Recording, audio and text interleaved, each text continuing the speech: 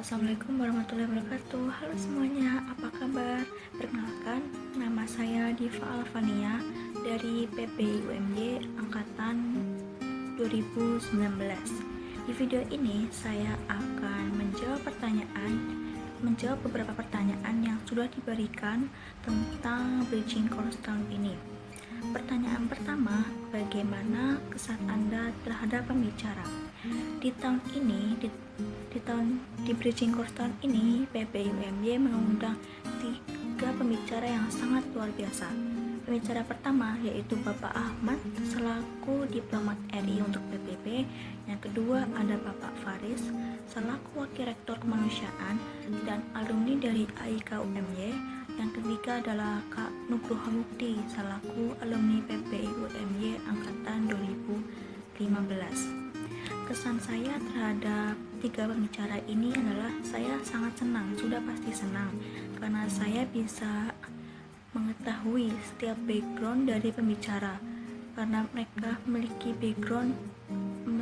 background yang sangat luar biasa, yang bisa memotivasi setiap individu termasuk saya. Kemudian pertanyaan nomor 2, apa pelajaran penting yang Anda dapatkan? Di sini saya sudah merangkum beberapa pelajaran penting yang saya dapatkan dari bridging course tahun ini. Di sesi pertama yaitu dengan pembicara Bapak Ahmad selaku diplomat RI untuk PBB. Beliau berkata bahwa leadership sesuai tema bridging course tahun ini, yaitu leadership adalah seseorang di mana memiliki perilaku yang bisa mempengaruhi kelompoknya untuk maju bersama-sama. Kemudian leadership juga seseorang yang matang, yang memiliki perspektif yang tepat yang bisa mempengaruhi lingkungan sekitarnya. Bapak Ahmad juga berkata bahwa leadership ini dimulai dari diri sendiri, kemudian bisa mempengaruhi lingkungan terdekat. Seseorang yang memiliki kematangan, kecerdasan, dan memiliki prinsip yang kuat dan tegas itu cocok disebut dengan leader.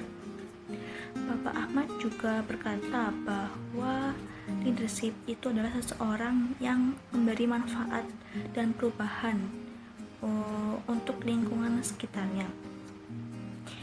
Di sesi kedua, yaitu pembicaranya Bapak Faris selaku wakil rektor kemanusiaan dan alumni dari AIKUMY, beliau berkata bahwa semua orang tidak selalu menjadi pemimpin. Ada saatnya kita akan menjadi orang yang dipimpin. Jadi kita harus memahami bagaimana organisasi tersebut bekerja. Diberi amanah apapun, kita juga harus mampu berkontribusi di berbagai tingkatan yang diamanahkan. Bapak Ahmad ini juga berkata bahwa kita harus belajar dari kegagalan. Kesempatan yang tidak disangka akan datang ke diri kita. Di kesempatan lain bisa jadi lebih tidak bagus. Kemudian tidak semua leadership berasal dari organisasi. Contohnya leadership bisa berasal dari kelompok kecil dalam kelas atau di lingkungan sekitar kita. Di sesi kedua yaitu pembicara Bapak Faris selaku wakil rektor kemanusiaan alumni dari AIKUMY berkata bahwa hal ini sering terjadi di perkuliahan, terutama di perkuliahan, bahwa banyak anggota yang pasif ketika berkelompok ya. Kita sebagai salah satu anggota harus berinisiatif mengemukakan pendapat kita. Jika tidak, maka tujuan yang kita impikan, yang kita akan capai, tidak akan tercapai. Terjadi juga sebaliknya, ada beberapa ketua yang memiliki sifat yang tidak mencerminkan sebagai seorang ketua. Maka kita sebagai anggota harus berkomunikasi dengan orang yang mampu membantu kita, seperti orang yang tingkatannya lebih tinggi. Kemudian Bapak Faris berkata bahwa leader quality itu adalah seseorang yang mampu mengubah keadaan menjadi lebih baik. Bapak Faris ini juga memiliki pemikiran yang sama dengan Bapak Ahmad di sesi pertama, yaitu bahwa setiap sifat leadership itu berasal dari diri kita, dan sifat leadership itu berpengaruh untuk lingkungan sekitar kita. Kemudian di sesi ketiga, yaitu sesi terakhir, pembicaranya Kak Nugroho Mukti selaku alumni PBI UMY tahun 2015. Kak Nugroho Mukti ini membangun kursus atau lembaga bahasa yang diberi nama Beri Bahasa, di mana seseorang yang ingin belajar berbagai macam bahasa bisa belajar di lembaga atau kursus yang Kak Nugroho Mukti buat ini.